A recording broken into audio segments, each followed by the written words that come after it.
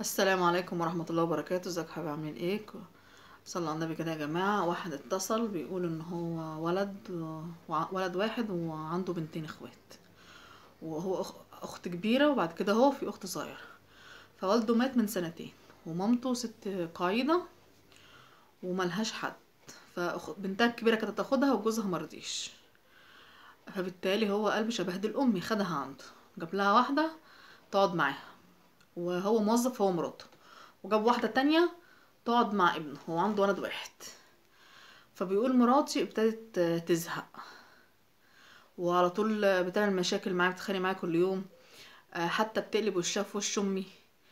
هي عارفه ان مراتي زهقانه من امي.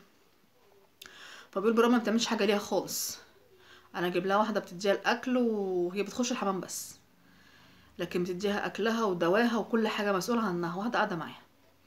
فهي مش بتعمل حاجه لامي، بس بتقول انا عايزه خصوصيه وانا زهقت وانا عملت وانا سويت.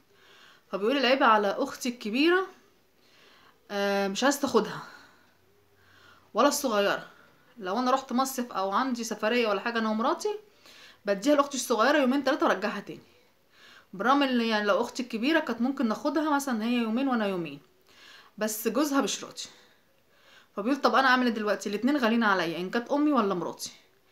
اخرب بيتي ولا ولا اودي امي في دار الايتام وتغضب عليا وربنا يغضب عليا، يقلب عليا يعني ويزعل مني، يبقى عقوق والدين. فانا مش عارفه اعمل ايه. فمن رايي انا، مراتك مش من حقها تتكلم، وامك ثم امك ثم امك ثم اي حد. انت بتقول ابني اغلى حاجه في حياتي، وبالتاكيد انت بالنسبه لها اغلى حاجه في حياتي عشان انت ولد واحد. وهي في اخر ايامها، يعني انت بتقول 68 سنه، يعني خلاص اللي جاي مش قد اللي رايح. وبتقول مش عامله مراتك ما بتخدمهاش. طب هي عايزه منها ايه؟ يعني قاعده في اوضتها، من الحمام للاوضه ومن اوضه للحمام، هي بقى زعلانه في ايه؟ مش من حقها. ولو كانت مامتها كانت هتعمل كده؟ كنت انت هتعمل كده تعترض؟ فطبعا مراتك ملهاش حق خالص، وما ينفعش تيجي على امك عشان خاطر مراتك، ما ينفعش. امك يعتبر خلاص في اخر ايامها، هتغضب عليك ربنا يغضبك العمر كله، واللي انت هتعمله فيها ابنك هيعمله فيك.